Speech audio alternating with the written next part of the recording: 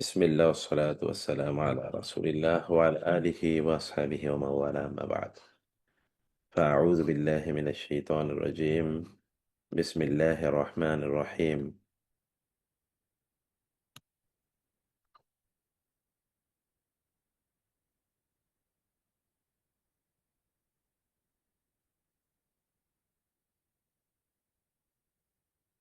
إن المنافقين يخادعون الله وهو خادعهم وإذا قاموا إلى الصلاة قاموا كسالى يراءون الناس ولا يذكرون الله إلا قليلا مذبذبين بين ذلك لا إله هؤلاء ولا إله هؤلاء ومن يضلل الله فلن تجد له سبيلا يا أيها الذين آمنوا لا تتخذوا الكافرين أولياء من دون المؤمنين أتريدون أن تجعلوا لله عليكم سلطانا مبينا إن المنافقين في الدرك الأسفل من النار ولن تجد لهم نصيرا إلا الذين تابوا وأصلحوا واعتصموا بالله وأخلصوا دينهم لله فأولئك مع المؤمنين وسوف يؤتي الله المؤمنين أجرا عظيما ما يفعل الله بعذابكم إن شكرتم وآمنتم وكان الله شاكرا عليما আল্লাহ সুবহানাহু ওয়া তাআলা শুকর আদায় করছি তিনি আমাদেরকে আজকের কোরআনিক ক্লাসে জয়েন করার তৌফিক দান করেছেন বলি আলহামদুলিল্লাহ রাসূলুল্লাহ সাল্লাল্লাহু আলাইহি ওয়াসাল্লামের উপর দরুদ এবং সালাম বর্ষিত হোক আল্লাহুম্মা সাল্লি ওয়া সাল্লিম ওয়া বারিক আলা নাবিয়িকা মুহাম্মদ আল্লাহুম্মা সাল্লি আলাইহি আল্লাহুম্মা বারিক আলাইহি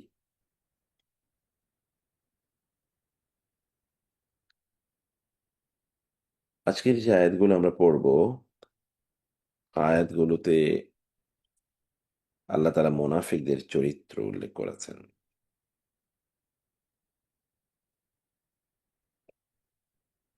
মুনাফিকদের চরিত্র আল্লাহ সুবহানাহু ওয়া তাআলা উল্লেখ করেছেন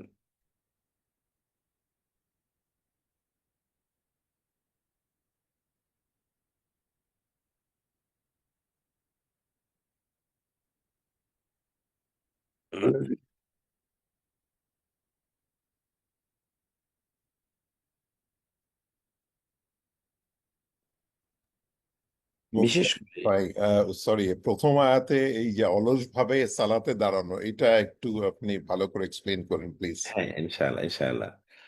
তো মুনাফিকদের চরিত্র উল্লেখ করার মাধ্যমে আল্লাহ তাআলা বললেন যে তারা ১ নম্বর হচ্ছে আল্লাহকে ধোঁকা দেয়।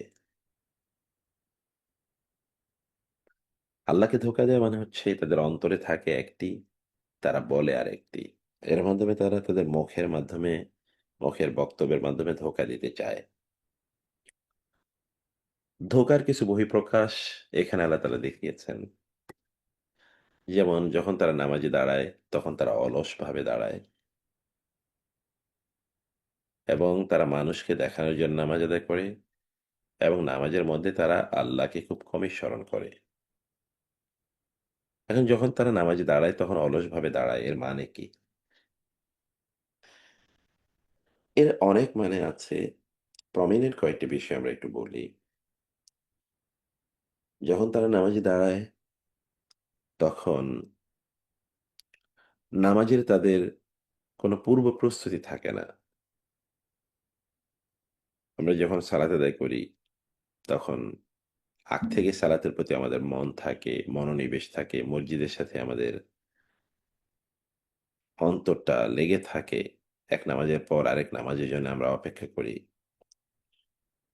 সময় যখনই নামাজের আজান হয় তখন অন্য কাজ বাদ দিয়ে আমরা নামাজের প্রতি আগ্রহী হয়ে উঠি এবং নামাজের প্রস্তুতি নেয়ার জন্যে আমরা সুন্দর করে অজু করি, সুন্দর জামা কাপড় পরি, আগে মসজিদে চলে যাই অথবা মুসল্লায় দাঁড়িয়ে যাই। যথাসময়ে নামাজ আদায় করি। যেমন এর ব্যাপারে হাদিসে এরকম আছে যে কোনো একজন ব্যক্তি ইয়াতারাক্কাবু, ইয়াতারাক্কাবু, ইয়াতারাক্কাবু। সে কেবল অপেক্ষা করো, এখন তো মাত্র ১টা বাজে আছে। নামাজ তো আসর জোহরের নামাজ তো ৪টা ৩:৩০ পর্যন্ত পড়া যাবে। অথবা হানাফি সিস্টেম অনুসারে ৫টা পর্যন্ত পড়া যাবে। তখন অপেক্ষা করে, অপেক্ষা করে, অপেক্ষা করে, অপেক্ষা করে। যখন এই পৌনে ৫টা বাজবে, ৫টা ৫০, তখনই টাস করে উঠে ৪ রাকাত নামাজ পড়ে। এর মধ্যে সে আল্লাহকে স্মরণও করে না। মানে খুব বেশি এখানে সে জিকির আজকার তাসবিহ তাহলিল পড়ে না। তাহলে সে একটা আলস্য শো করলো সলাৎ এর জন্যে। এটা যদি আরো কিছু আলস্য দেখাই, যেমন ধরেন তিনি বসে আছেন, বিভিন্ন ধরনের হাবিজাবি কাজ করছেন। মসজিদে জামাত হচ্ছে, তিনি জামাতে যাবেন না। তিনি বাসায় নামাজ আদায় করে নেবেন। এতটুকু তিনি যাবেন না। এটা তার অলস্যতা। এটা তিনি এটি করতে চান না।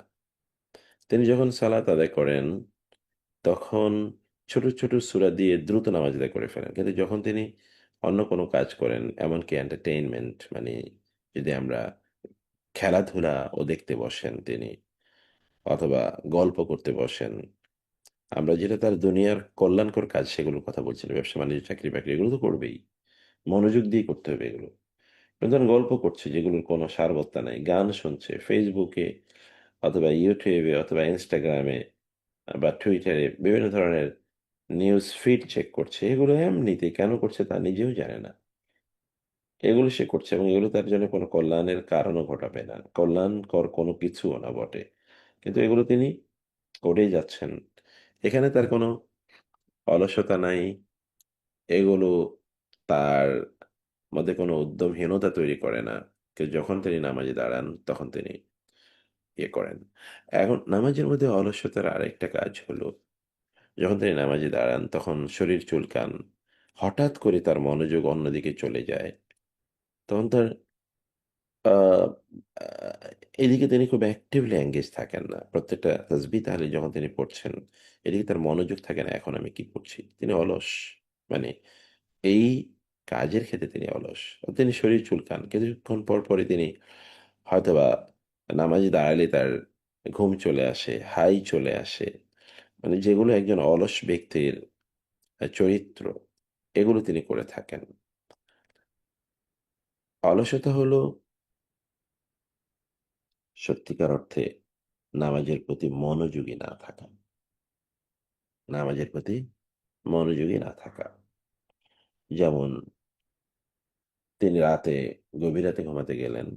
ফজরের নামাজ তিনি জামাতে আদায় করলেন না অথবা সময় মতো আদায় করলেন না। তো উঠতে তিনি চেয়েছেন কিন্তু শারীরিক আলস্য তাকে ভয় করেছে। অতএব এখানে কিছু মেন্টাল মানে মানসিক সাইকোলজিক্যাল বা ফিজিক্যাল অ্যান্ড ফিজিওলজিক্যাল দুটো আলস্যই এখানে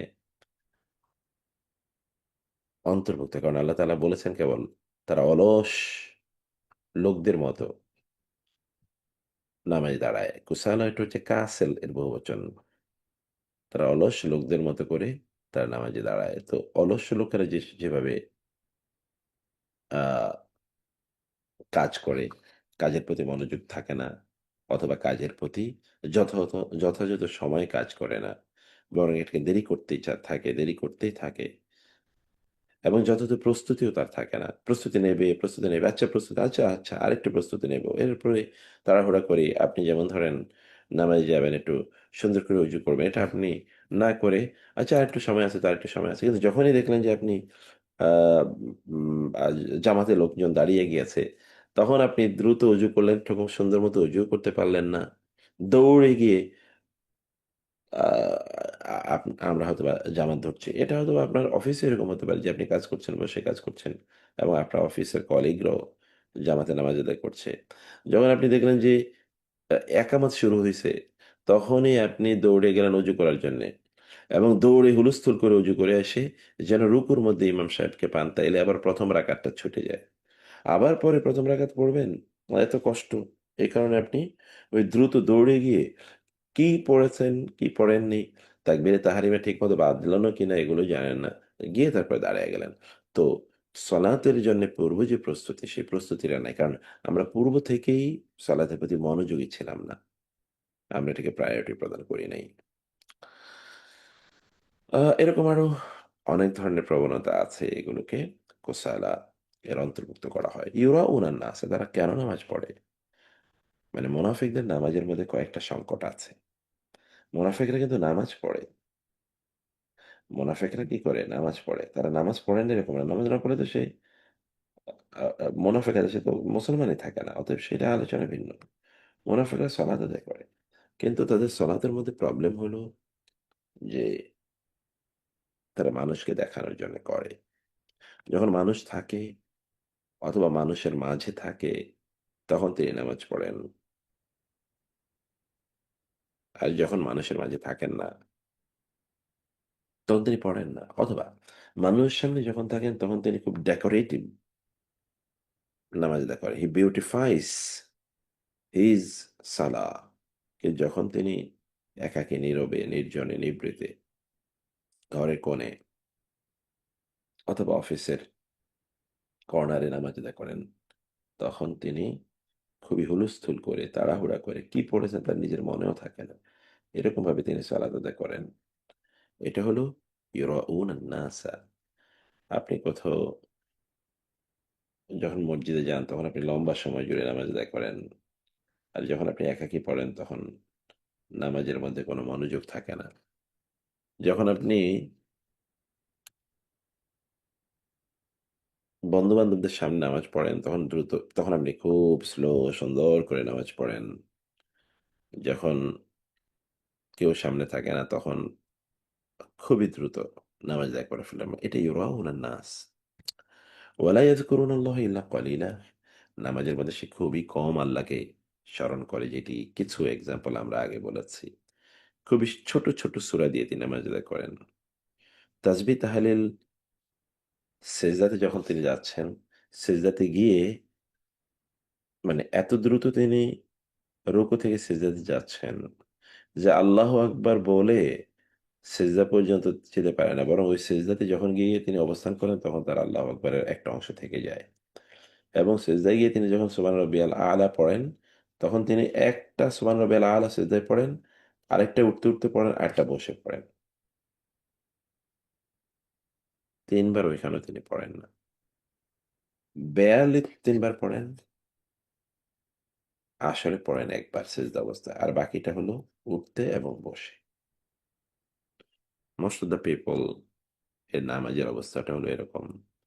২ সেজদার মধ্যখানে যে একটা বৈঠক আছে, এই বৈঠকে পর্যন্ত সে বসে না।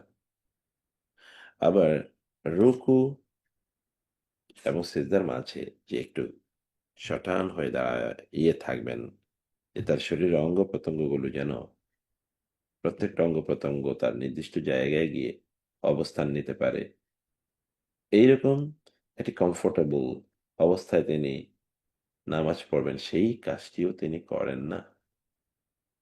সেটাও তিনি করেন না। তার রুকু সেজদা এর বাইরেও অন্য কাজগুলো যেগুলো আছে, সে কাজগুলো তিনি যথাযথভাবে করেন না। বরং নামাজটা তো পুরোটাই আল্লাহর জিকির। কারণ কোরআনে আল্লাহ তাআলা বলেছেন, আকিমিস সলাতা লিযিকরি। আমার জিকিরের অংশ হিসেবে তুমি নামাজ পড়ো। তো আমরা যখন নামাজের বাইরে সুবহানাল্লাহ, আলহামদুলিল্লাহ, আল্লাহু আকবার বলি, নামাজের মধ্যেও তো সেগুলো আছে। সেগুলোকে আরো বেশি করে পড়া। রাসূলুল্লাহ সাল্লাল্লাহু আলাইহি ওয়াসাল্লামের সালাত আমাদের গত দুটো খুতবা যদি আমি গ্রুপে শেয়ার করে রাখবো। আমরা দুটো খুতবায়, গত দুটো খুতবায়, গত জুমা, তার আগের জুমায় আমরা আলোচনা করেছি। এটা একটা সিরিজ ডিসকাশন যাচ্ছে আমাদের। তা হলো নামাজে কিভাবে আপনি স্বাদ পাবেন, টেস্ট অফ ইবাদা, যদি আমরা বলি টেস্ট অফ ইবাদা। এবাদতের আসলে স্বাদ পাবো কিভাবে? আমরা এবাদত করি কিন্তু এবাদতের মজা পাই না। না পাওয়ার কারণে এবাদতে আমরা মনোযোগী হই না, সময় দিই না, আরো অনেক কিছু। তো এবাদতের স্বাদ পাওয়ার উপায় কি? সেই স্বাদ পাওয়ার বিষয়গুলো আমরা আলোচনা করছি। এবং রাসূল সাল্লাল্লাহু আলাইহি ওয়াসাল্লামের কি ছিল সেখানে আমরা দেখিয়েছি। রাসূলুল্লাহ সাল্লাল্লাহু আলাইহি ওয়াসাল্লাম যতক্ষণ কেয়াম অর্থাৎ কেরাআত, কেয়াম বা কেরাআত পড়তেন যত লম্বা সময়, তত লম্বা সময় রুকু দিতেন। যত লম্বা সময় তিনি রুকু দিতেন, তত লম্বা সময় তিনি রুকু থেকে আবার দাঁড়িয়ে থাকতেন। যেটাকে বলা হয় তা'দিলুল আরকান। এবং যতক্ষণ তিনি দেখেন, যতক্ষণ কোরআন পড়তেন ততক্ষণ তিনি মানে নামাজে কেরাত পড়তেন ততক্ষণ তিনি রুকু দিতেন। যতক্ষণ রুকু দিতেন ততক্ষণ রুকু থেকে দাঁড়িয়ে থাকতেন। যতক্ষণ দূর থেকে দাঁড়িয়ে থাকতেন ততক্ষণ তিনি সেজদা দিতেন। যতক্ষণ তিনি সেজদা দিতেন ততক্ষণ ২ সেজদার মধ্যখানে বসে থাকতেন। তাইলে প্রত্যেকটা সাওয়া ছিল, সাওয়া সমান, সিমিলার। কারণ আমাদের একটু সূরাটা হয়তোবা লম্বা হয়। কিন্তু তাসবিহ তাহলিল রুকুতে সুবহান রাব্বিয়াল আ'লা, সুবহান রাব্বিয়াল আযীম এটা কয়বার পড়ি আমরা? এটা কি এমন হয়েছে যে সুবহান রাব্বিয়াল আযীম আমি ২০ মিনিট পর্যন্ত সুবহান রাব্বিয়াল আযীম পড়েছি।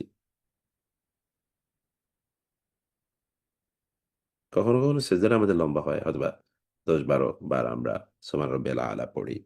কিন্তু এমন কি কখনো হয়েছে যে আমরা ধরেন ১০ মিনিট সূরা পড়েছি কোন একটা আয়াত, কোন একটি রাকাতে এবং ১০ মিনিট রুকু করেছি। ১০ মিনিট রুকু থেকে দাঁড়িয়েছিলাম। ১০ মিনিট সেজদায় গিয়েছি, ১০ মিনিট সেজদা থেকে মধ্যখানে বসেছিলাম। এরকম কি কখনো আমাদের নামাজে হয়? হয় না। কিন্তু রাসূল সাল্লাল্লাহু আলাইহি ওয়াসাল্লামের সালাতগুলো এরকমই ছিল। এবং এ কারণে আয়েশা রাদিয়াল্লাহু তাআলা আনহাকে যখন সাহাবীদের কেউ এসে প্রশ্ন করলেন, রাসূল সাল্লাল্লাহু আলাইহি ওয়াসাল্লামের নামাজ কেমন ছিল? তখন তিনি বলেছিলেন ১ম এই, "ইন্নাকুম লা তুতিকুনাহু" তোমরা তো রাসূলের মতো অত আ মানে সেভাবে নামাজ আদায় করতে পারবা না। তোমরা পারবা না।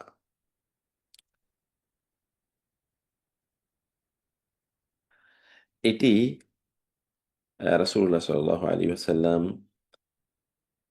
আ কত লম্বা সময় জুড়ে লা তাসআলুনি আন হুসনিহিন্না ওয়া তুলিহিন্না তিনি প্রশ্ন বললেন যে তার নামাজটি কতটা সুন্দর ছিল, নামাজের বিউটিফিকেশন এবং তুলিহিন্না কত লম্বা সময় জুড়ে তিনি নামাজ আদায় করেছেন। এটা তোমরা আমাকে বললে আমি বলেও শেষ করতে পারবো না। আর তোমরা এত সুন্দর করে সালাতও আদায় করতে পারবে না। Beautification of your Salah, not to show to the creation, but to show the creator. আল্লাহকে দেখানোর জন্যে। আল্লাহর সৃষ্টিকে দেখানোর জন্যে না। আল্লাহর সৃষ্টিকে দেখানোর জন্যে না। আল্লাহ সুবহানাহু ওয়া তাআলাকে দেখানোর জন্য। যে আল্লাহর ইবাদত আমরা কতটা সুন্দর করে করছি। কারণ যেটা আল্লাহর জন্যে সেটি তো সুন্দর করে করতে হবে। আমরা অন্য কাজগুলো যখন কোনো বন্ধু-বান্ধবের বাসায় যাই, কোনো আয়োজন, প্রয়োজন ইত্যাদি যখন আমরা ঘর থেকে যাই, কোনো ফাংশন অথবা কোনো ফেস্টিভ্যালে যখন জয়েন করি, তখন কত সুন্দর জামাকাপড় পরে যাই আমরা। সবচেয়ে সুন্দর জামাকাপড় পরে যাই। এমনকি যদি কোনো প্রভাবশালী মানুষের সাথে দেখা করতে চাই, তাহলে তো আরো সুন্দর জামাকাপড় পরে যেতে চাই। কিন্তু আল্লাহ সুবহানাহু ওয়া তাআলা তিনি কি আমাদের চেয়ে মানে আমাদের এই প্রভাবশালী লোকদের চেয়ে কম প্রভাবশালী? তাহলে তার কাছে যাওয়ার জন্য আমাদের প্রস্তুতিটি কেমন হওয়া দরকার ছিল? সেটি কি সত্যিকার অর্থে হয় কিনা?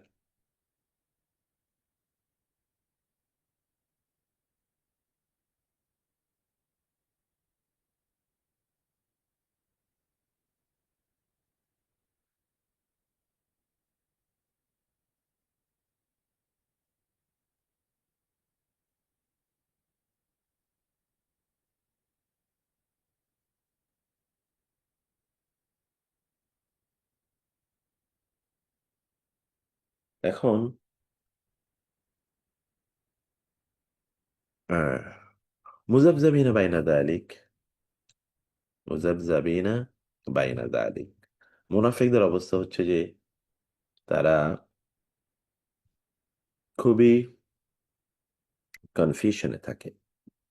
মুযাবযাবিন মানে মানে মুনাফিকরা কোনদিনই ডিটারমিন্ড হয় না, ডিটারমিন্ড। মানে তারা কোন ব্যাপারে তাদের রেজোলিউশন নাই। তারা সিদ্ধান্ত নিয়ে রেজুলেট না তারা যে এইটাই আমি করব, অন্যটা করব না। বরং তারা কি করে? তারা বরং দুটোর মাঝে দৌড়ায়। কখনো ডান দিকে, কখনো বাম দিকে। কখনো মোমেনদের সাথে, কখনো মোমেনদের শত্রুদের সাথে তারা হাত মিলায়, দৌড়ে যায়। কারণ তাদের একটাই লক্ষ্য, তা হলো যে ইন্টারেস্ট, পার্সোনাল ইন্টারেস্ট অথবা দুনিয়ার স্বার্থ। এটাই তাদের একমাত্র লক্ষ্য, উদ্দেশ্য। তারা সবাইকে খুশি রাখতে চায়।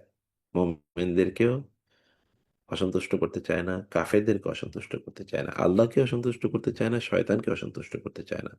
সবাইকে সন্তুষ্ট করতে চায়। তার মূল লক্ষ্য হলো সে আহ, কিছু দুনিয়ার গেইনের মাধ্যমে চায়। ফলে তার মধ্যে কোনো রিজলভ যে না এটাই হক, আমি বুঝতে পেরেছি এটাই সত্য, তবে সত্যের পক্ষে আমি আছি, আমি এর বিপরীতে নাই। Maybe that it will be at the cost of some of his personal benefits. এই কারণে যালিকা লা ইলাহা উলা ওয়ালা ইলাহা উলা, সে এই দলের পক্ষেও না, ওই দলের পক্ষেও না, এইদিকে মানে এইদিকেও না, ওইদিকেও না। এটা মাঝামাঝি একটা জায়গা সে মেনটেন করে, যেন বলতে পারে হ্যাঁ আমি তো তোমার পক্ষেই ছিলাম, আমি তো তোমার পক্ষে কথা বলেছি, আমি কি ওই পক্ষে বলেছি নাকি? অথবা ওই পক্ষের ব্যাপারে বলে যে আমি তো তোমার পক্ষে ছিলাম। যেমন এর আগের আয়াতগুলোতে আপনি দেখে এসছেন, যুদ্ধের ময়দানে যদি মুসলিমরা বিজয় লাভ করে, তখন তারা বলে আলাম নাকুম মাকুম, আমরা তো কি মুসলমান না? আমরা তো তোমাদেরই অংশ, আমরা তো তোমাদেরই বন্ধু বান্ধব, তোমাদেরই কমিউনিটির অংশ। কিন্তু যখন কাফেররা বিজয়ী হয়, তখন তাদেরকে গিয়ে বলে আলাম নাস্তাহবিজ আলাইকুম, আমরা কি তোমাদের উপর প্রবল ছিলাম না? এবং তোমাদেরকে কি ওদের এমন তথ্য বলে দেয়নি? ওয়ানাম নাকুম, তোমাদের কি ওদের থেকে বাঁচাই নাই? আমরা কি তোমাদেরকে তথ্য শেয়ার করিনি? আমরা কি তোমাদের সাথে গোপনে মিটিংয়ে বসিনি? আমরা সেখানে ছিলাম বটে, কিন্তু সবসময় তো তোমাদের সাথে আমাদের মনটা পড়েছিল। আমরা তোমাদেরই কল্যাণ চেয়েছি, আমরা তোমাদেরই লোক, আমরা ওদের সাথে শুধু অভিনয় করেছি। এ তো করে বলতে থাকে। অতএব যেমন মদিনার মোনাফেকরা করেছে, ওমাইয়ুদের, কিন্তু এরা আল্লাহ বলছেন এরা হচ্ছে পথভ্রষ্ট। ওমাইয়ুদিল্লাহু ফালান তাজিদা লাহু সাবিলা, এরা তো পথভ্রষ্ট। ফলে ওরা এই অবস্থায় থাকবে, আপনি তাদেরকে এই এই বিচ্যুতি থেকে আপনি তাদেরকে বাঁচাতে পারবেন না।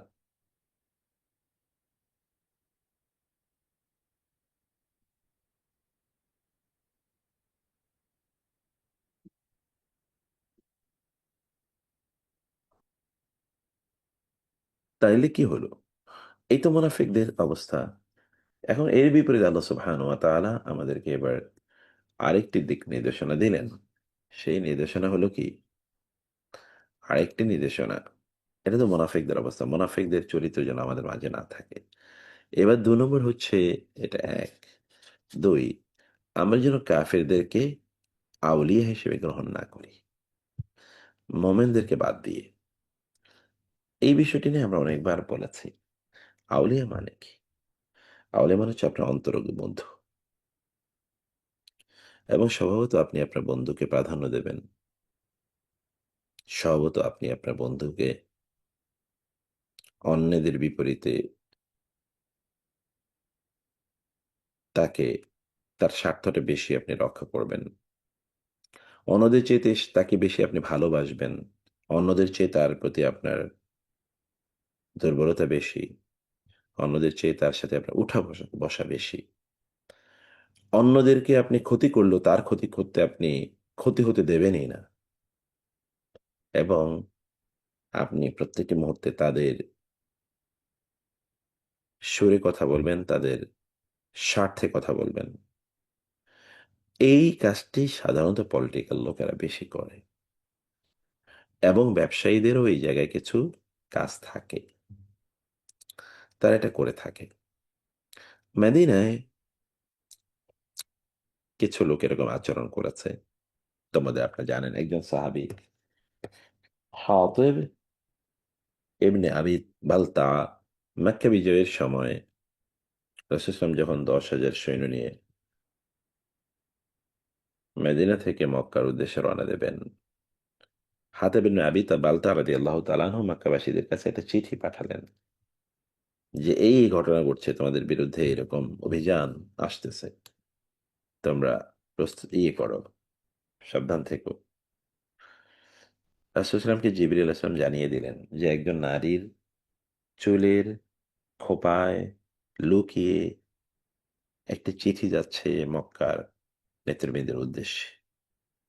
তাহলে তো পুরো পরিকল্পনায় যুদ্ধ তো ইনফরমেশনই যুদ্ধের মধ্যে সবচেয়ে গুরুত্বপূর্ণ জিনিস। তো ইনফরমেশন শত্রুর পক্ষের ব্যাপারে যদি আপনি সব ইনফরমেশন জেনে যান, তার স্ট্র্যাটেজি জেনে যান, তাহলে তো শেষ। এ কারণে তো এমনকি খেলার যুদ্ধ তো প্রায় একই রকম। খেলায়ও শত্রু পক্ষ বা বিপরীত পক্ষ কিভাবে খেলে, তাদের কৌশলগুলো কি, এটা নিয়ে সাধারণত খেলোয়াড়রা আগের রাত অথবা আগে ২-৩ রাত এগুলো নিজেরা খেলা দেখে। তারা কোন কৌশলে কি করে, সেই কৌশলটা বোঝার জন্য। কৌশল যদি রিভিলড হয়ে যায় তাহলে তো আর আপনি শেষ। তো আসলাম আলী রাদিয়াল্লাহু তাআলা আনহু, জুবাইর রাদিয়াল্লাহু তাআলা আনহু সহ কয়েকজনকে পাঠিয়ে দিলেন। এইরকম একটা মহিলা যাচ্ছে, তার কাছে একটা চিঠি আছে, তোমরা তাকে ইন্টারসেপ্ট করো এবং তার চিঠিটা নিয়ে আসো। ঊর্ধ্বশ্বাসে ঘোড়া ছুটিয়ে আলী রাদিয়াল্লাহু তাআলা আনহু, জুবাইর রাদিয়াল্লাহু তাআলা আনহু চলে গেলেন। রাসূল যেই জায়গায় বলেছেন নাখলা নামক একটা জায়গা, ওইখানে গিয়ে ওই মহিলাকে পাওয়া গেল এবং তাকে ধরা হলো। তাকে বলল, চিঠি দাও, তোমার কাছে চিঠি আছে। সে বলল, না আমার কাছে কিছু নেই।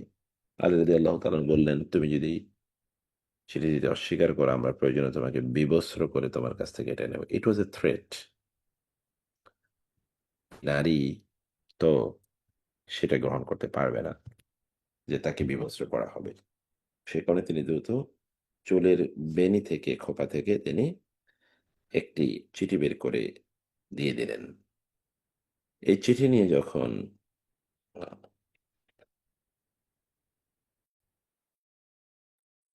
মদিনায় আসলো, রাসূল ইসলাম হাতেব ইবনে আবি বালতাকে ডাকলেন এবং ডেকে বললেন যে, হাতেব কেন তুমি এটা করেছো? হাতেব বলেন, ইয়া রাসূলাল্লাহ, আল্লাহর কসম আমি মুনাফিকও হয়ে যাই নাই এবং আমি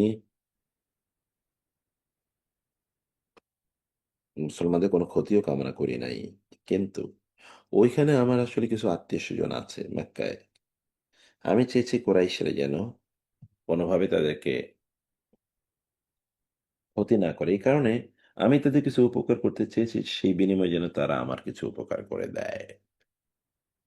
লা তাত্তাখিযুল্লাযীনা কাফারু আউলিয়া মিন দুনিল মুমিনিন। এখানে তিনি প্রাধান্য দিয়েছেন মোমেনদের স্বার্থের চেয়ে তার পার্সোনাল স্বার্থকে। এবং এ কারণে কাফেরদের সাথে এক ধরনের বন্ধুত্ব, এটা আপনি এর পক্ষে অনেক কথা বলতে পারবেন। কিন্তু তারপরে আল্লাহ তাআলা এতটুকু সহ্য করেন নাই। তো রাজনৈতিক নেতৃবৃন্দ তারা কি করেন, বা রাজনৈতিক আ উম স্বার্থ যাদের কাছে বড়, তারা দেখবেন যে মোমেনদেরকে বাদ দিয়ে অন্যদেরকে বেশি প্রমোট করে। কারণ তাদের হয়তোবা সমর্থন এদের লাগবে। এই কাজগুলো তারা করে থাকে। মোমেনদের মোমেনদের স্বার্থ তাদের কাছে বেশি কিছু না। গালফ ওয়ারে আপনারা তাই দেখেছেন। বিশেষ করে সম্প্রতি ইরান এবং ইসরায়েল যুদ্ধে আমরা তাই দেখেছি। যেখানে কাফেরদের লোকেরা প্রাধান্য দিয়েছে। বিশেষ করে আরব বিশ্বের। যেহেতু রাষ্ট্র পরিচালনা তো আর সাধারণ মানুষ করে না। যদি সেখানে দেখা যেত সাধারণ মানুষের মিছিল মিটিং, আমাদের দেশের পলিটিক্যাল অ্যাক্টিভিজম যেরকম আছে, এরকম করার সুযোগ থাকতো, তাহলে ওইখানেও কিন্তু এরকম প্রসেশন হতো, ডেমনস্ট্রেশন হতো। কিন্তু ওটা তো সুযোগ নেই। ওইটা ওখানে করা যায় না। সেটা নিষিদ্ধ। সেটা নিষিদ্ধ ওই সকল মানে আ একনায়কতন্ত্র অথবা রাজতন্ত্রগুলোতে। সে কারণে ওইখানে কাফেররাই বেশি প্রাধান্য পেয়েছে ইমানদারদের চেয়ে। আর আমরাও এরকম বিভিন্ন জায়গায় এরকম আরো অসংখ্য উদাহরণ আছে এখানে। আমি সেটাই যাচ্ছি না। আল্লাহ তাআলা বলছেন, আতুরিদুন আন তাজআলু লিল্লাহি আলাইকুম সুলতানাম মুবিনা। তোমরা যদি এই কাজ করো তাহলে কিন্তু তোমাদের নিজেদের বিরুদ্ধে আল্লাহর কাছে একটা শক্তিশালী প্রমাণ রেখে দিলা তোমরা। এমনকি মুসলিম স্কলাররা, সালাফরা তারা বলে থাকেন, আমাদের মুসলিম কোরআনের মুফাসসিররা বলেছেন, মুহাদ্দিসরা বলেছেন, যদি এমন হয় যে আপনার ব্যবসার ইস্যু, যেমন ইহুদিরা কি করে? ইহুদিরা এবং চাইনিজরাও একই কাজ করে। তারা কিভাবে এত শক্তিশালী হলো? তারা যদি ধরেন এখানে একজন জু বসবাস করে, এখানে তার একটা ব্যবসায় হাউস আছে, এখানে আরেকজন জু ব্যবসা করে, এখানে তার একটা ব্যবসা হাউস আছে। সে এই দিক দিয়ে সব বাদ দিয়ে ওই তার সাথে সম্পর্ক তৈরি করবে, রিলেশন তৈরি করবে। এবং এর মাধ্যমে তাদের ইন্টারনাল মানি সার্কুলেশন তারা কি করেছে, তাদের মানি সার্কুলেশনটাকে তারা ইন্টারনাল রেখেছে। আর মানি তো এমন একটা প্রভাবশালী মানে এলিমেন্ট, যেটা যার হাতে যায় সে কিছু না কিছু উপকার পায় এর মাধ্যমে। তো এই দেখেন, তারা কিন্তু তাদের নিজেদের মধ্যেই সম্পদ আবর্তিত করে দিয়েছে, তাদের নিজেদের মাঝে তারা সম্পদগুলোকে আবর্তিত করেছে, ফলে তারা বেনিফিটেড হয়েছে। কিন্তু আমরা মুসলিমরা কি করি? আপনি দেখবেন যে আপনার এখানে আপনার মুসলিম দোকান এই পাশে হয়তো বা ধরেন আর এই যে মুসলিম দোকান, আপনি এখান থেকে বাদ দিয়ে এখানে কোনো এক কাফের মুশরিকের দোকানে আপনি চলে যাবেন। আপনি বলতে পারেন এই মুসলিম তো 2 নম্বর জিনিস বিক্রি করে, সত্য, এই 1 নম্বর জিনিস বিক্রি করে। তাহলে আমাদের এখানে আখলাকি প্রবলেম আছে মুসলিমদের, আবার মুসলিমদের প্রায়োরিটি প্রবলেম আছে। দুই পক্ষ থেকে এখানে আমাদের প্রবলেম আছে। আমরা তাকে গিয়ে বলতে পারতাম, ভাই অন্য জায়গায় তো ভালো জিনিস বিক্রি করে, তুমি একটু ভালো যে বেচো যেন তোমার কাছে আসতে পারি।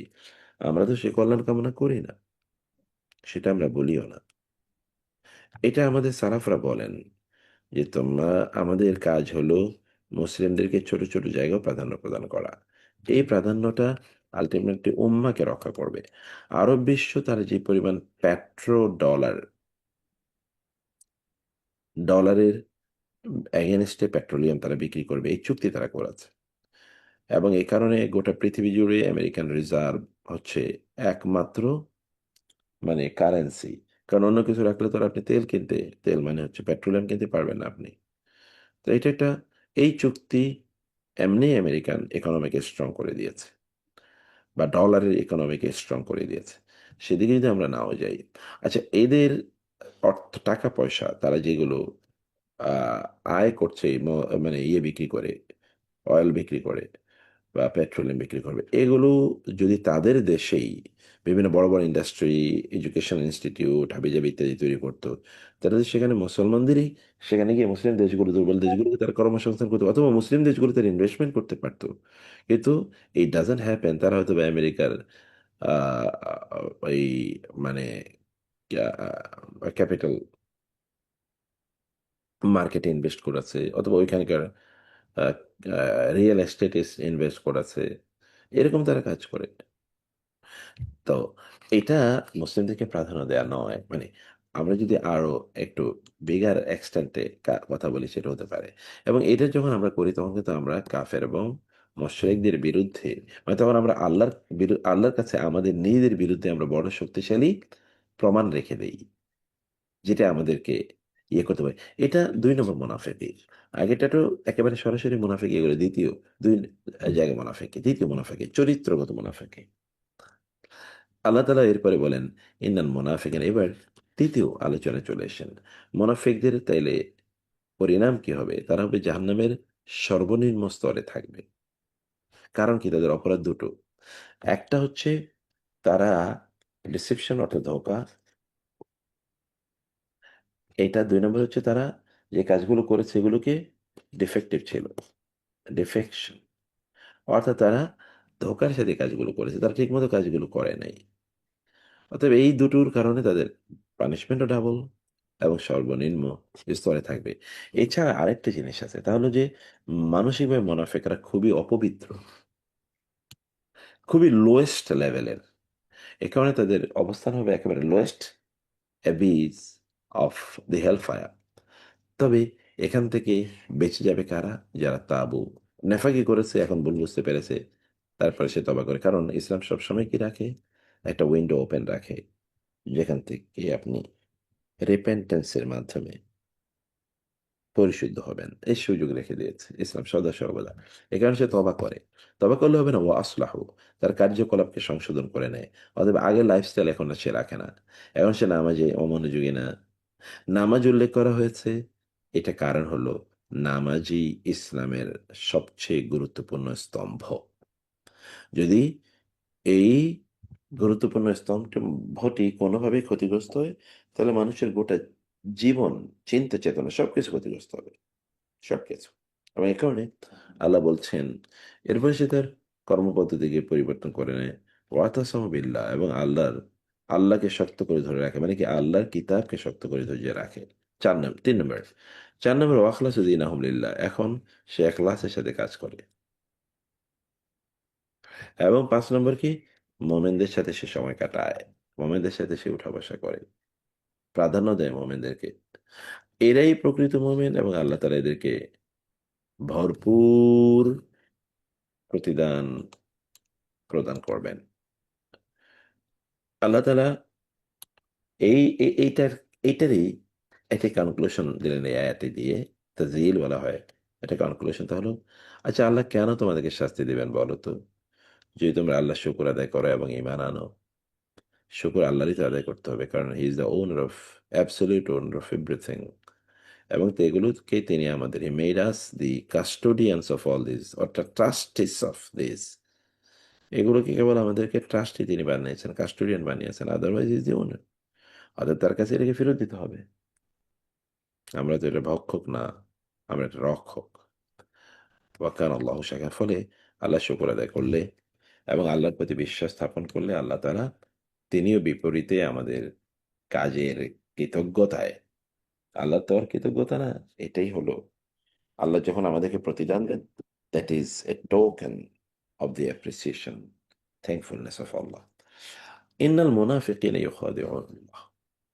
আয়াতগুলোর বিশ্লেষণ, ইন্না নিশ্চয় মুনাফিকিনা বহুবচন, মুনাফিকের ইনা দিয়ে, ইউখাদিউনা মুখাদা, খেদা, খাদা, এর মাঝে ধোকা দেয়া। ইউখাদিউন আল্লাহ, তারা কি করে? মানুষ আল্লাহ তাআলাকে ধোকা দেয়। আসলে কি আল্লাহকে ধোকা দেয়া যায়? তাইলে আল্লাহ কেন বলে যে তারা আল্লাহকে ধোকা দেয়? আসলে তারা আল্লাহকে ধোকা দেয় মানে হচ্ছে তারা আল্লাহকে ধোকা দিতে চায়। তাদের মনোবৃত্তি হলো এরকম যে তাদের কাজ, আচরণ ইত্যাদির মাধ্যমে তারা আল্লাহকে ধোকা দেবে। এটা তাদের মনোবৃত্তি। এবং সে কারণে আল্লাহ তাআলা বলছেন তারা আল্লাহকে ধোকা দেয়। কিন্তু আসলে তো আল্লাহকে আল্লাহকে তো ধোকা দেয়া যায় না। কারণ আপনি তাকে ধোকা দিতে পারেন যে সব কোনো কিছু জানে না। কিন্তু আল্লাহ সুবহানাহু ওয়া তাআলা তো সবকিছু জানেন। অতএব তাকে ধোকা দেয়া যায় না। কিন্তু তারপরে ওদের অ্যাটিটিউডের কথা আল্লাহ তাআলা বললেন। অহুয়া, অথচ তিনি খাদিউহুম, তিনিই তাদেরকে ধোঁকায় ফেলে দেন। অর্থাৎ তারা মনে করে আল্লাহ জানেন না। কিন্তু আল্লাহ সবকিছু জানেন। আর আল্লাহ যে জানেন এলা আল্লাহ তাআলা তাদের কাছে রিভিল করেন না। যদি এমন হতো যে কোনো মুনাফিক যখন অন্য কোনো কাফের এবং মুশরিকের সাথে নীরবে নির্জনে দেখা করতে যাওয়ার পর সেখানে আল্লাহ সুবহানাহু ওয়া তাআলা ফেরেশতাদেরকে দিয়ে ছবি তুলে এরপরে টেলিভিশন চ্যানেলে এগুলো সব প্রকাশ করে দিতেন। মানে একটা এক্সাম্পল বলছি আরকি। এখনকার নিউজম্যানদের মতো। অথবা যদি এমন হতো যে আল্লাহ সুবহানাহু ওয়া তাআলা ওইখানে সে অপরাধ করার কারণে রাস্তা দিয়ে যখন আসতো তখন একটা কুকুরকে তার বিরুদ্ধে লেলিয়ে দিতেন। এটা কি আল্লাহর পক্ষে করা সম্ভব না? করা তো সম্ভব। কিন্তু তারা, আল্লাহ তাআলা এটা করেন না। ফলে এই ধরনের লোকজনের মধ্যে এক ধরনের কমপ্লিসেন্সি কাজ করে। মানে তারা মনে করে যে এটা ইন্ডেমনিটি, যে আমার তো অনেক কত অপরাধ করে দেখছি জীবনে কিছুই হয় না। মানে তারা যে সকল অপরাধ করে, এই অপরাধের পানিশমেন্ট যদি আল্লাহ তাআলা সাথে সাথে তাদেরকে দিয়ে দিতেন, তাইলে তো এই লোকগুলোর বাঁচার কোনো উপায় ছিল না। এরা শেষ হয়ে যেত। কিন্তু আল্লাহ তাআলা সাথে সাথে তাদেরকে এই শাস্তি প্রদান না করার কারণে এই সকল লোকেরা মনে করে আমাদের তো কিছু হয় না, তার মানে এগুলো অনুমোদিত, আরে এগুলো কিছু না, আরে আমার ওই কি কত কত মানে ভয় হুজুররা দেখাইছে, ওই কিছুই তো হয় নাই। মানে মানসিকতা হলো তাদের এরকম, যে কত ভয় তো ওরা দেখাইছে, কিছুই হয় নাই, বাদ দাও এগুলো, দেখা যাবে না আগামী, মানে পরকাল, পরকাল বলতে কি হয় এটা দেখা যাবে, এরকম। মানে কোনো কিছুই কোনো কিছুই আহ, তাদের হয় না। ফলে এটা তাদের জন্য আল্লাহর পক্ষ থেকে এক ধরনের ডিসেপশন, মানে হচ্ছে এক ধরনের ধোঁকা। মানে আল্লাহর সাথে তো এই শব্দ যায় না, কিন্তু ওদেরকে আল্লাহ তারা ধোঁকায় ফেলে রেখেছেন। যেমন বনী ইসরাইল তে প্রান্তরে 40 বছর ঘুরে ঘুরে বেরিয়েছে। ওইদা কাম ইলা সলাত, এটা তো 1 নম্বর। ওইদা কাম ইলা সলাতি, ইদা যখন কামও তারা দাঁড়ায়, ইলা দেখে আর সলাতে সলাতের কমও তখন তারা দাঁড়ায় কুসালা। কুসালা শব্দটি ক্যাসেল, আমরা কিন্তু দোয়া করি এবং এটা আলাদা দোয়া করা দরকার প্রতিদিন সকালে। আল্লাহুম্মা ইন্নী আউযু বিকা মিনাল হাম্মি ওয়াল হাসান ওয়াল আজজি ওয়াল কাসাল ওয়াল বুখলি ওয়াল জুবন ওয়া মিন গালাবাতিদ দাইন ওয়া কাহরিল রিজাল। এই দোয়াটি খুবই গুরুত্বপূর্ণ। এখানে কি আছে? আল্লাহ তাআলার কাছে আমরা বলি, আল্লাহ তুমি আমাকে এক নম্বর আল আজ, আল আজ মানে হচ্ছে অক্ষমতা, কোনো কাজ আপনি করতেই পারছেন না, আপনার ওই যোগ্যতাই নেই, এটা হলো অক্ষমতা। আর আল কাসাল মানে হচ্ছে আপনার যোগ্যতা আছে কিন্তু আপনার আলস্য এর কারণে আপনি কাজটি করছেন না, আলস্য। এই দুটোই নেগেটিভ দেখেন, দুটোই অক্ষমতা। একটা হলো প্রকৃত অর্থে অক্ষমতা, আরেকটা হচ্ছে কি সক্ষমতার, এটা সক্ষমতার অনুপস্থিতিতে অক্ষমতা, এটা হচ্ছে সক্ষমতার উপস্থিতিতে অক্ষমতা। এক জায়গায় হচ্ছে আপনি কাজটি করতে শারীরিকভাবে প্রস্তুত না, আরেকটা হলো আপনি মানসিকভাবে কাজটা করার জন্য প্রস্তুত না। অর্থাৎ ফিজিক্যাল এবং সাইকোলজিক্যাল, এই দুই ধরনেরই অক্ষমতা থেকে, ইনএবিলিটি থেকে আল্লাহর কাছে আশ্রয় চাওয়া। রাসূল সাল্লাল্লাহু আলাইহি ওয়াসাল্লাম এইভাবে আমাদেরকে শিখিয়েছেন, তিনি এই দোয়া করতেন। আচ্ছা, কুসালা অর্থাৎ কাসেল মানে হচ্ছে অলস, ভোরে, আলস্য ভোরে। এরপরে কি আহ ইউরাউনা ওই যে সূরা আল মাউনে পড়েছেন আপনারা, ফাওয়াইলুল লিল মুসাল্লিন আল্লাযীনা হুম আন সালাতিহিম সাহুন আল্লাযীনা হুম ইউরাউন। যারা মানুষকে দেখায়, ইউরাউন শব্দের থেকে এসে, মানে নিজে দেখা,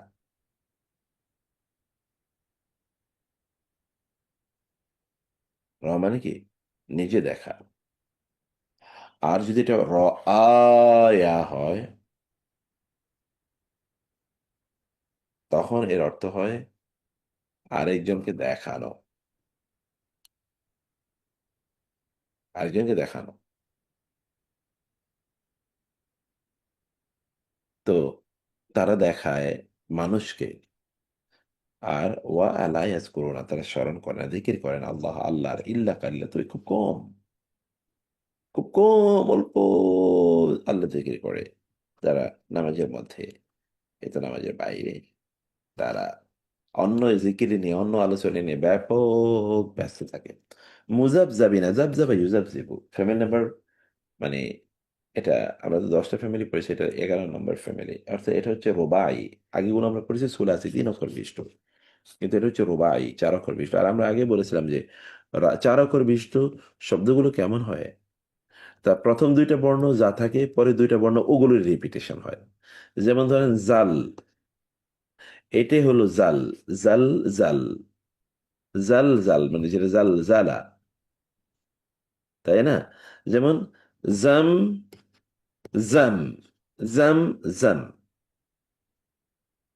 যেমন মুজাবজাব, জাব, জাব, এটা হলো জাব জাব, এখান থেকে মুজাবজাব।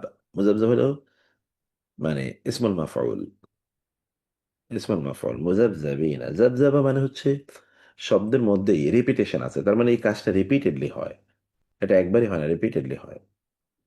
তো সে জাবজাব মানে হচ্ছে সেটা এক ধরনের ফ্লাকচুয়েশনের মধ্যে থাকতে, এক ধরনের সোয়েলিং এর মধ্যে থাকে, সুইং এর মধ্যে থাকে।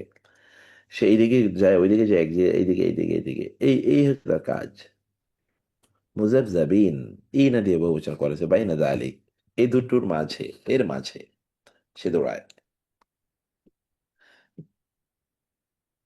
এবং এই এর মাঝে, এর মাঝে এদিকে এদিকে সে করে। লা ইলা না, ইলা দিকে হাউলাই, এদের দিকেও না, ওয়া এবং লা না উইলা হাউলাই ওদের দিকেও না, এইদিকেও না ওইদিকেও না, কোনো দিকে সে পার্মানেন্ট কোনো স্ট্যান্স গ্রহণ করে না। ওয়ামাই ইউদ্লিলিল্লাহু ফালান তাজিদ লাহু সাবিলা। ও আর মান ইউদলিল, পথভ্রষ্ট করেন, আদাল্লা ইউদিল্লু, আদাল্লা ফ্যামিলি ফোর, পথভ্রষ্ট করেন আল্লাহু আল্লাহ যাকে, ফাতাইলে লান নেভার তাজিদা তুমি পাবে, ওয়াজাদা ইয়াজিদু, লাহু লাহু সাবিলা, তার জন্য তুমি কোনো পথই খুঁজে পাবে না। মানে তাকে হেদায়েতের কোনো পথ আপনি খুঁজে পাবেন না, যাকে আল্লাহ তাআলা পথভ্রষ্ট করেন। পথভ্রষ্ট যদি আল্লাহ করেন তাহলে হেদায়েত কে দেবে?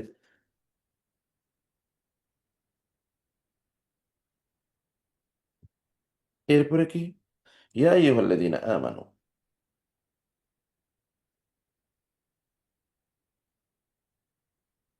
ইয়া আইয়ুহাল্লাযীনা আমানু হে যারা ঈমান এনেছো লা তাত্তাখিযু ইত্তাখাযু আমরা এর মধ্যে বলেছি অন্তর থেকে কোন জিনিস গ্রহণ করাকে ইত্তাখাযা বলা হয়। লা তাত্তাখিযু তোমরা গ্রহণ করো না আল কাফিরিনা কাফেরদেরকে আউলিয়া ওয়ালি এর বহুবচন বন্ধুরূপে মিন দুনিল মুমিনিন মুমিনদেরকে বাদ দিয়ে কাফেরদেরকে তোমরা বন্ধু হিসেবে গ্রহণ করো না।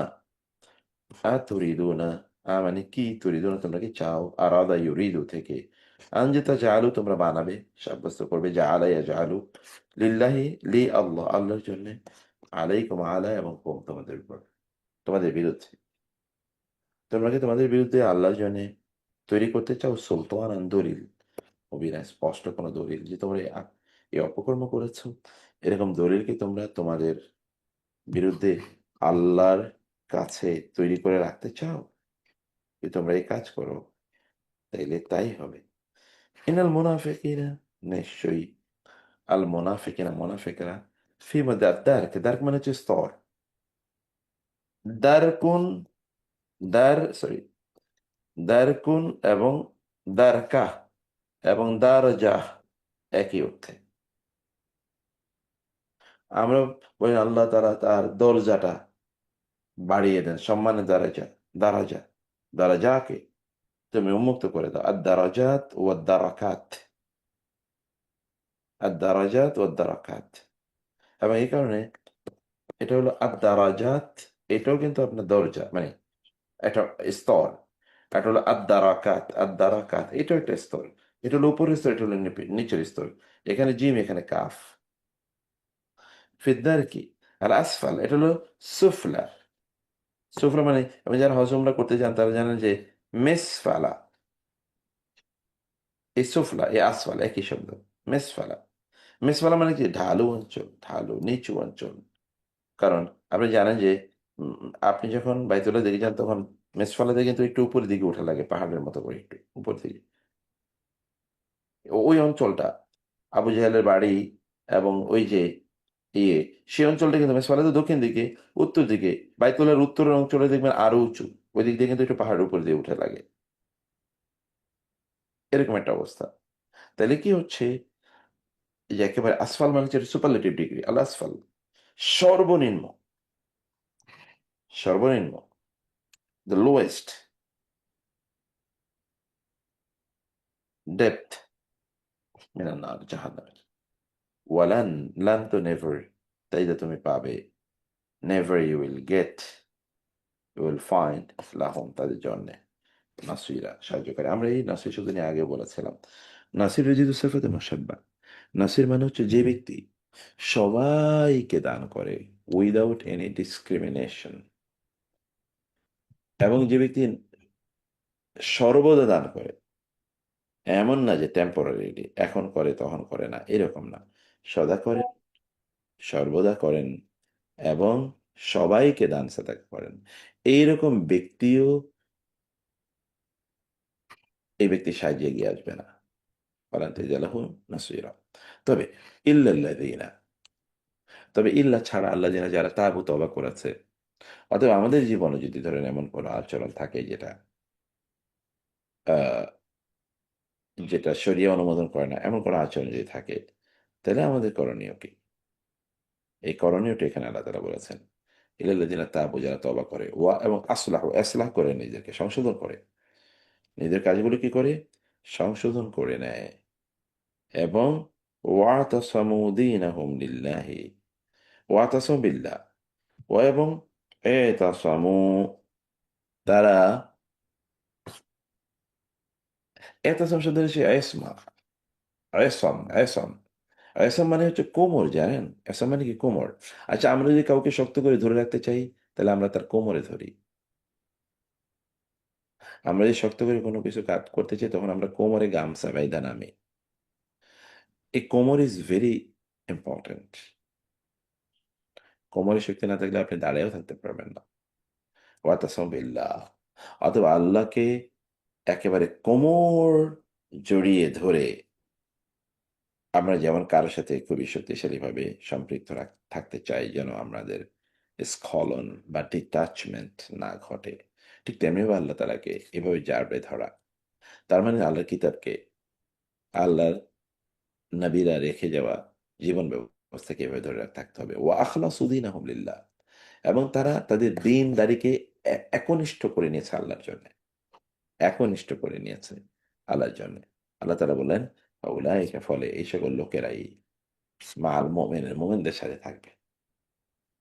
ওয়াসাউফা, শীঘ্রই ইউতিল্লাহু, আল্লাহ দেবেন আল মুমিন, মুমিনদেরকে আজরান আযীমা, মহা পুরস্কার। আজর মানে তো পুরস্কার, আযীম মানে মহান, মহা পুরস্কার আল্লাহ তাআলা প্রদান করবেন। মা ইয়াফআলুল্লাহু বিআযাবিকুম, কারণ কি? মা ইয়াফআলু, মা মানে কি? ইয়াফআলু করবেন আল্লাহ, আল্লাহ, বি দ্বারা, আযাব শাস্তি কম তোমাদের, তোমাদের শাস্তি দ্বারা, মানে তোমাদেরকে শাস্তি দিয়ে আল্লাহর লাভ কি? আল্লাহ করবেন কি? তার তো কোনো কাম নাই তোমাদেরকে শাস্তি দিয়ে। তার জান্নাতে কি জায়গার অভাব আছে যে তোমাদেরকে জায়গায় সংকুলন হবে না দেখে তোমাদেরকে জাহান্নামে নিক্ষেপ করা হবে না? ইন যদি শাকারতুম, তোমরা শুকর আদায় করো। যে বিগ কনসেপ্ট, এটা নিয়ে আমরা আগে বলেছি। আপনি আপনার শরীরের সকল অঙ্গ প্রত্যঙ্গের ডেভেলপমেন্ট অ্যান্ড এই অঙ্গ প্রত্যঙ্গের ফাংশনিং, এই জন্য আপনি যদি এই দিকেও তাকান, তাহলে তো আল্লাহর কাছে আমাদের কৃতজ্ঞ হতেই হয়, আর বাকি তো বাদই দিলাম। ও আমানতুম, ফলে এই কৃতজ্ঞতাই মানুষের মধ্যে কি একটা ইমান, সুদৃঢ় ইমান তৈরি করে। কৃতজ্ঞতা একটা বিশাল মূল্যবোধ, পারিবারিক জীবন থেকে শুরু করে রাষ্ট্রীয় জীবনেও। আমরা যদি কৃতজ্ঞ থাকি, অকৃতজ্ঞ না থাকি, আমাদের এখনো যে রাষ্ট্রীয় যে নতুন সংকট আবার তৈরি হচ্ছে, এই সংকটও কিন্তু পরস্পরের প্রতি পরস্পরের অকৃতজ্ঞতা,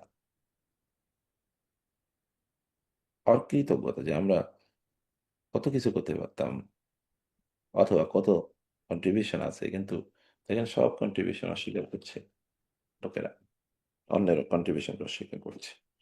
ওয়াকান আল্লাহ, আর আল্লাহ হন শাকেরান, আমাদেরকে তিনি তাই করতে বলছেন যা তিনি করেন, তিনি পরম কৃতজ্ঞ। এখন আল্লাহ কৃতজ্ঞতা মানে কি? আমরা কি আল্লাহর কোনো উপকার করছি ইবাদতের মাধ্যমে? বাট স্টিল আল্লাহ সুবহানাহু ওয়া তাআলা আমাদেরকে যা কিছু আমরা করেছি সেটার প্রতিদান প্রদান করবেন, অথচ ওই কাজটা করার জন্য তৌফিকও তিনি দিয়েছেন, এবং ওই কাজটা করার উপকরণও তার পক্ষ থেকে এসছে, এবং তিনি আলিমা, সব জানেন, কে কি উদ্দেশ্যে কাজ করে, এগুলো সব আল্লাহ জানা আছে।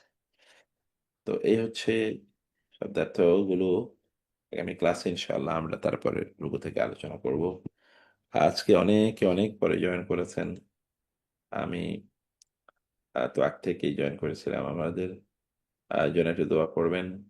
আমাদের আব্দুল মোকাদ্দেম ভাই মনে হয় জয়েন করেছে দেখছি পরের দিকে। আমি তো ওনার সাথে দেখা হওয়ার কথা ছিল মক্কায়, কিন্তু এতবার মিস হয়েছে বিভিন্ন ভাবে যে দেখাটাই হয় না, ওই যে হজের সময় আর কি।